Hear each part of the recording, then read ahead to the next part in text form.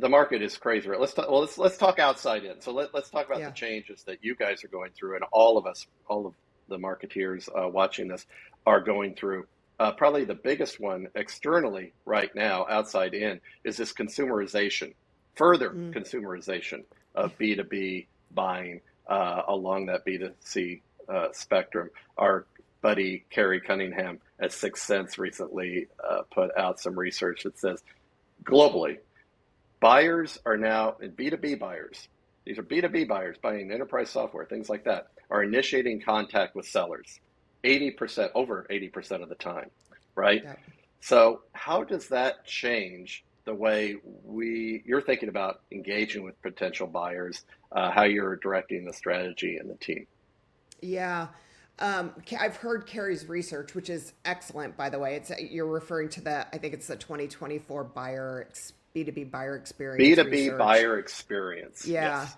Yeah. And it's fantastic for any of the marketers out there. It is fantastic. You can get it on the Sixth Sense website. And if you don't know Carrie, he spent much time at Serious Decisions and then Forrester before he joined Sixth Sense, and really, I think, continues to explore what marketers are going through on behalf of them, but on behalf of all of us. Which I just absorbed this research so much because it's necessary, and it's, I think it's an interesting challenge, not just for B2B marketers, of course, but also their counterpart B2B sellers, because we're really talking about the buyer journey, right? We're really talking about the experience that that buyer has with the brand and with the company from the very initial point that they may establish contact with the company or understanding of the company all the way through hopefully purchase. And you're right, that stat sits with me like a pit in my stomach that the buyer is the one to initiate. And I think the biggest change that I've seen, and this research certainly validates it, is that we used to think that this was our selling process, right? Here's sales going in, and we're going to take the buyer through these things, or marketing's going to, present them X number of pieces of collateral, gated. They're going to get the downloads. Then we're going to take them through a demo. And it's very, it's this dance, right, that we have with the buyer. That is not true.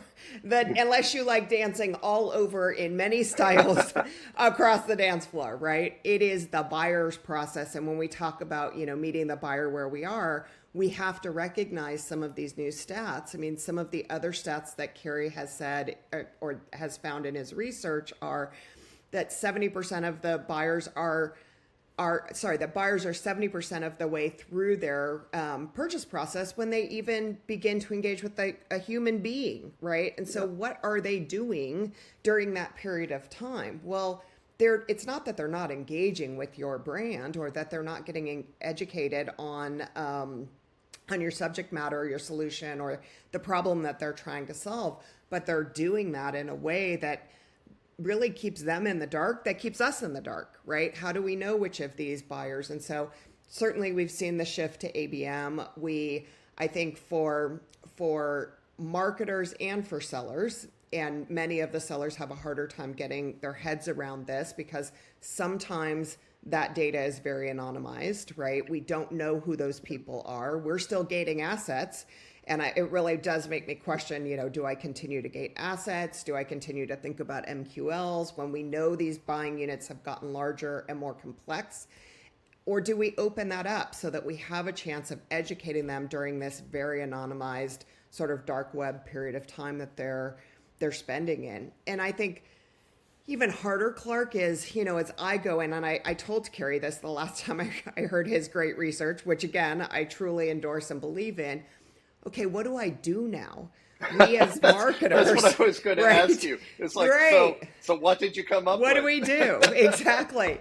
So we've trained, and I mean, we as marketers have trained our exec teams. We've trained our own teams, our marketing teams. We've trained sales teams. We've trained the board on things like MQLs and SQLs and this very nice, funnel that drives down into opportunity creation when we know that those metrics aren't actually the way buyers are buying anymore. So they're really being challenged. So if you think about, we just talked about gated content. Well, do I still gate my content, or do I put more content? Content is where people are getting educated. Do I put more into SEO? Do I put more into the opportunity for someone to come to my website and really engage and understand with what our solutions and products are before we even know that they're doing that. Do I continue to have a BDR team that's outbounding to prospects when the research says that 80% of the time prospects will reach out to us when we're ready? That seems like we're banging our heads against the wall. That like one doesn't match the other, right?